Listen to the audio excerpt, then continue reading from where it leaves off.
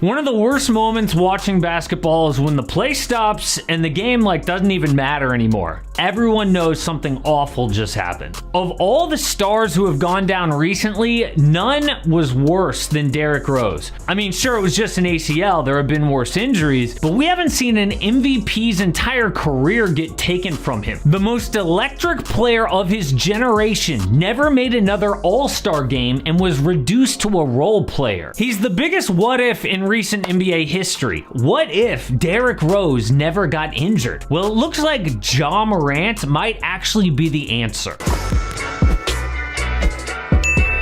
And I'm not the first person to compare Ja Morant to Derrick Rose. Paul George said he had flashbacks to guarding D Rose as a rookie, but Ja immediately shot that down. He said, quote, "There can never be another Derrick Rose." And maybe Ja's just being respectful, but I'm sorry, he's wrong.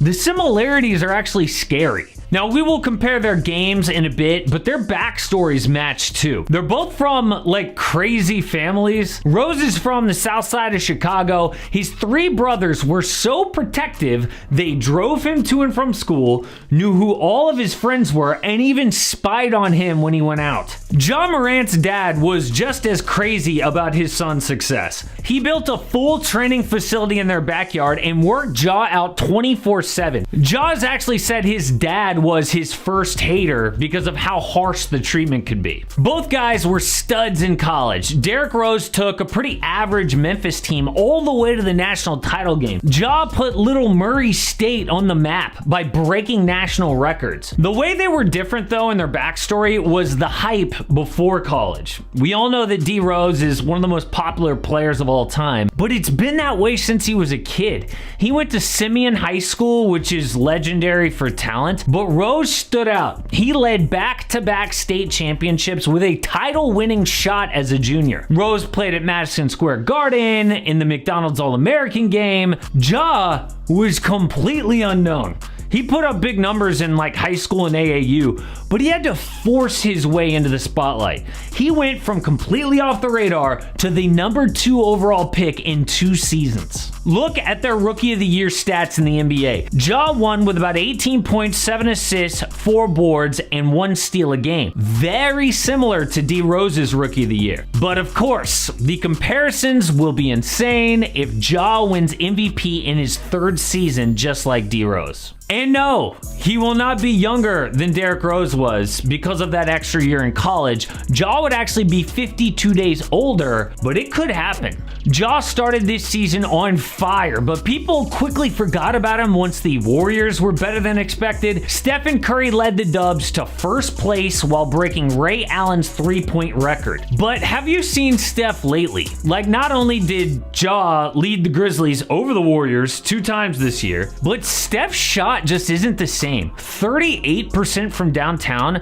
by far his worst healthy season ever. Now, I'm not saying that Steph isn't still an MVP candidate. Obviously he is, but Ja should be up there. I mean, he should be the West starter in the backcourt in the All-Star game with Steph. His stats are elite, 25 points, about 7 assists, the same 3-point percentage as Steph. The highlight plays are still there, just like when he was a rookie, but they're better than ever. This block on Avery Bradley is straight up bonkers. However, this season, the highlights are combined with winning. The Grizz have won 20 of their last 24 games. Can you believe this tweet from Kirk Goldsberry? They are wrecking the entire league right now. We all know that MVPs are usually taken from a top 3 seed. Well, if the Grizz keep this up, there is a world where they finish number 1 in the West. Derrick Rose did that in his 3rd season too. The Bulls went from a 500 team to the best record in the NBA. Now, let's compare Ja and Derrick Rose on the court to see if this comparison is even fair.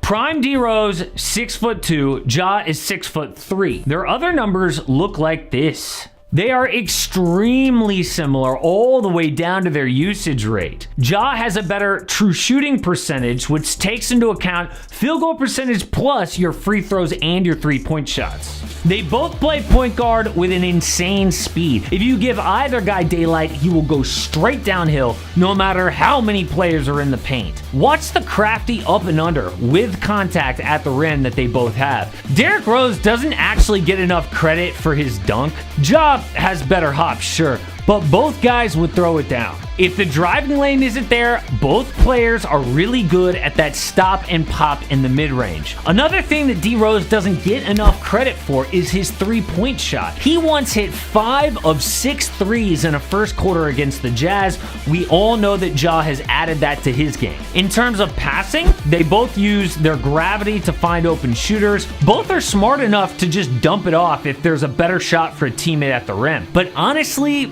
I like Ja better as a playmaker. He is so much stronger with some of those skip passes he makes across the court. Ja actually has a court awareness like Magic Johnson. He takes like a mental snapshot and knows where his teammates are at all times. He will make crazy, insane passes almost no one else can. And that's not the only difference. Derrick Rose loved to get low and just kind of go straight to the hoop every time. He drew a lot of contact there too, which wasn't always good for his body. Ja can drive straight to the rim, but he also likes to use that stop and start a lot more. He also uses his handle more effectively. And actually, the more I dug into this, the more I started thinking that Ja is actually better than prime D Rose.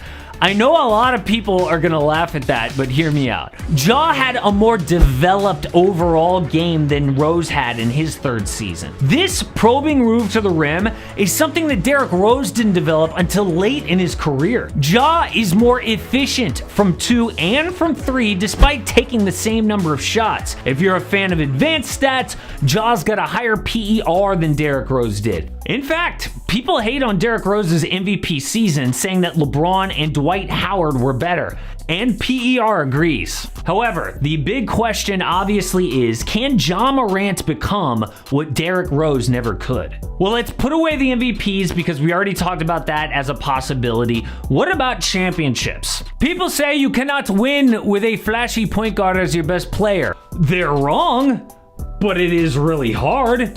The last true point guard to win Finals MVP was Tony Parker in 2007. Before that, it was Chauncey Billups in 2004, then Isaiah Thomas in 1990. In this era, it's even tougher because a forward has won the last 11 years. So it really comes down to Ja's teammates.